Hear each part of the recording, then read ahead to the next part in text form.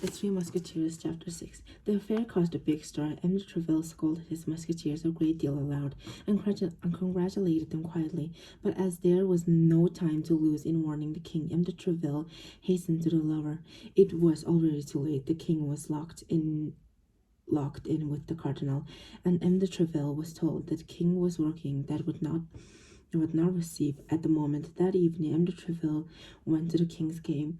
The king was winning, and as he was quite miserly, he was in excellent humor, and so catching sight of M. de Treville from afar, he said, "Come here, Monsieur le Capitaine, and come and let me scold you. Do you know that His Eminence come to complain to me about your musketeers, and with such emotion that His Eminence is sick from it this evening?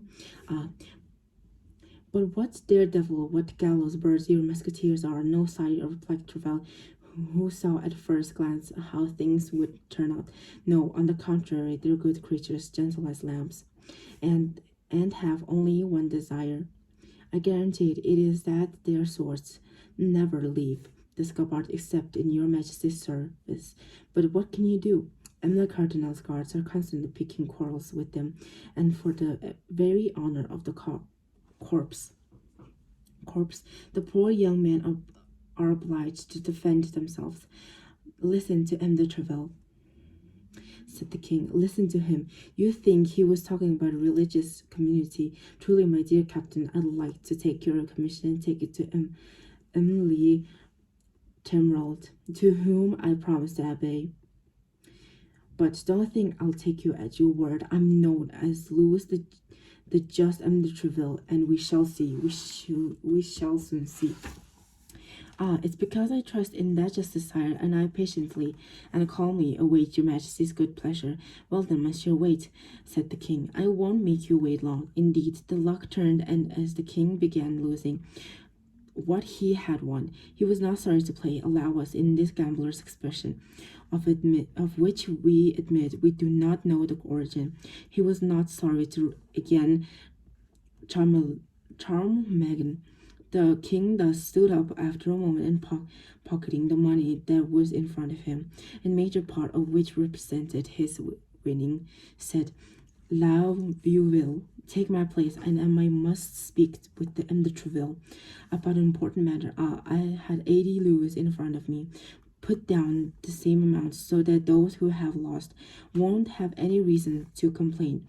Just as before all, then turning to M. de Treville, walking with him towards the embrasure of a window, he went on, "Well, monsieur, so you say it was the guards of the most eminent who picked the quarrel with your musketeers?" "Yes, sire, as always."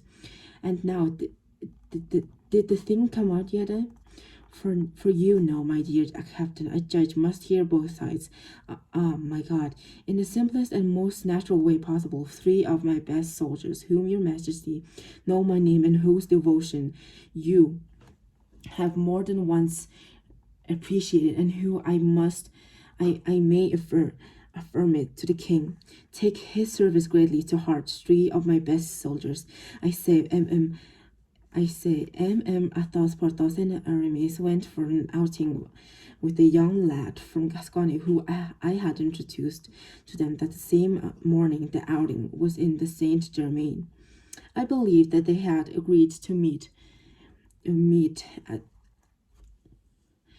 the Carmes de Stokes, where they were disturbed by the M. de Trissac, Cahusac, and Biscarat, and 2 other guards who barely did not come there in so numerous a company without bad intention against the edict.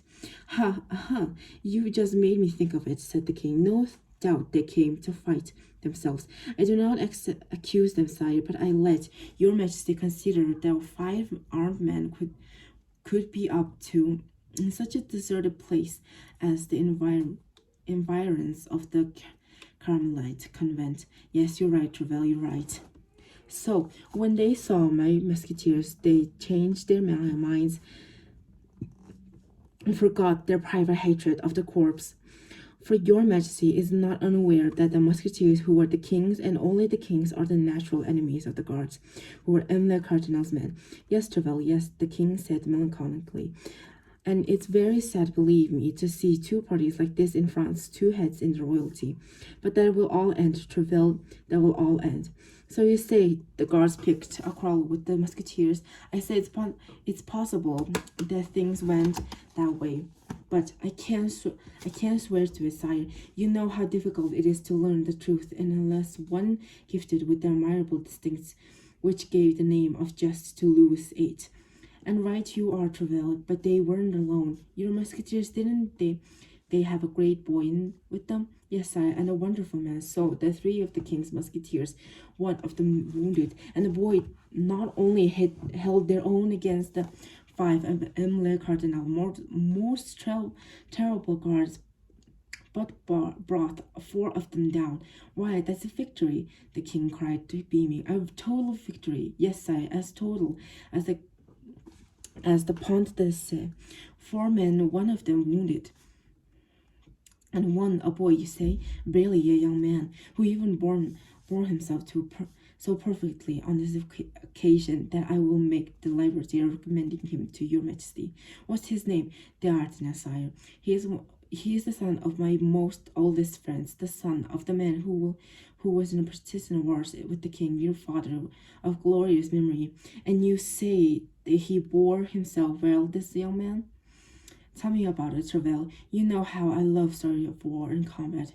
And King Louis VIII put one hand on his hip, with the other proudly twirling his mustache. Sire, Trevel picked up. As I told you, M. de Artagnan is almost a boy, and as he does not have the honor of being a musketeer, he was in his civilian dress, and the cardinal's guards, perceiving his extreme youth, and what's more, that he was stronger to the corpse, invited him to withdraw before they attacked. So you see, Trevel, the king interrupted. It was they who attacked. That's right, sire. There's no further doubt.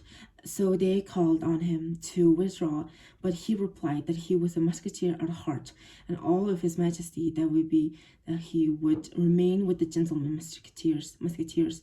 Brave young men, murmured the young king. Indeed, he did remain with them, and your majesty has so firm a champion in him he who gave Jussac the terrible stroke of the sword which so greatly angers the cardinal. It was he who wounded Jussac, cried the king. He, a mere boy? That's impossible, Trevel. It is as I have the honor of telling your majesty. Jussac, one of the best blades in the realm. Well then, sire, he has met his master. I want to see this young man, Trevel. I want to see him. And if something that can be done, well, then we shall take care of it. When would your majesty deign to receive him? Tomorrow at noon, Trevel. Shall I bring him alone? No, bring me all 4 of them. I want to thank them all the same time. Devoted men are rare, Trevel, and devotion must be rewarded. At noon, sire, we shall be at the Louvre. By the back stairs, Trevel. By the back stairs. There's no use in the cardinal's knowing. Yes, sire. You understand, Trevel. An edict is an edict. Fighting is forbidden when all's said. But this encounter, sire, lies completely outside the ordinary condition of a duel. It was a brawl. And the proof is that there were 5 of the cardinal's guards against my 3 musketeers and M. d'Artagnan. That's right, said the king. But never mind, Trevel. Still, come by the back stairs. Trevel smiled, but since it was already a great deal for him to have made his child revolt against his master, he bowed respectfully to the king with his permission took leave of him. That same evening, the 3 musketeers were informed of the honor that had been accorded them. As they had known the king for a long time, they were not too excited, but D'Artagnan knew his Gascon imagination, and saw in his reapproaching good fortune, and spent the night in the golden dreams. By 8 o'clock in the morning, he was at Athos' place. D'Artagnan found the musketeers dressed and ready to go out, as their meeting with the king was only at noon. He had made plans with Porthos and Aramis to go play tennis at a sporting house near the Luxembourg stables. Athos invited D'Artagnan to go with them, and despite his ignorance of the game, which he had never played, he accepted, not knowing what else to do with his time from barely 9 in the morning till noon.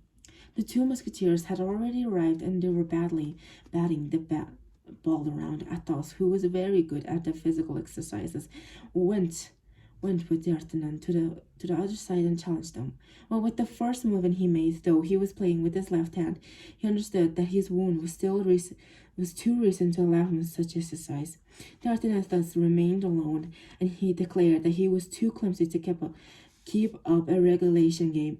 They simply went on hitting balls back and forth without counting points.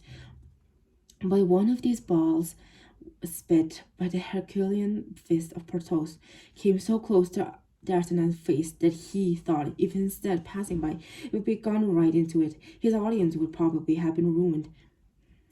Seeing that it would have been quite impossible for him to present himself to the king. Now, since this whole future in his imagination depended on that audience, he politely saluted to Porthos and Aramis, declaring that he would not take up the game again until he could not hold his own, and went to take a seat in the gallery close to the rope. Unfortunately for D'Artagnan, among the spectators were happening to be one of his eminence guards, who was still all fired up at the defeat of his companions by only the day before. He promised himself to seize the first occasion to avenge it. He now thought the occasion had come, and turning to his neighbor said, "It's not surprising that this young man is afraid of a ball. No doubt he's an apprentice musketeer." D'Artagnan whipped around as stung by a serpent, and stared fixedly on the guard who had just made his insolent remark. "Pardieu," the latter picked up, insolently twirling his mustache. "Look at me as much as you like, my little sir. I said what I said, and since what you said is too clear for your words to need any explanation," D'Artagnan cried in a low voice, I will ask you to come with me." And when might that be?" the guards asked with the same mocking air.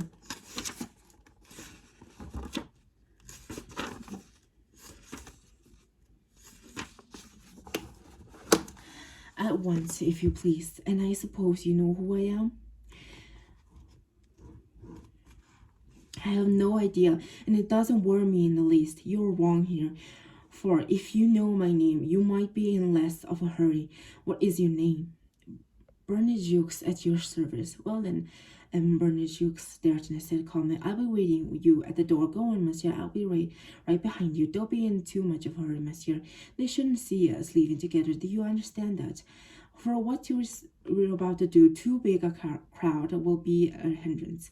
"Very well," replied the guard, surprised that his name was no effect on the young man. Indeed, Bernajoux' name was known to everyone, with the sole exception of D'Artagnan, perhaps, for he was one of those who figured most often in the daily brawls that all the edicts of kings and cardinals had been unable to curb. Porthos and Aramis were so caught in their game, and Athos was watching them with such attention that they did not see their young companion leave. He stopped at the door, as he had said to his eminence guards. A moment later, the man came down in his turn. As D'Artagnan had no time to lose, seeing that audience with the king was fixed for noon, he cast a glance around him, and seeing that the street was deserted, said to his adversary, "But D'Artagnan had served his apprenticeship the day before, and freshly graduated from his victory.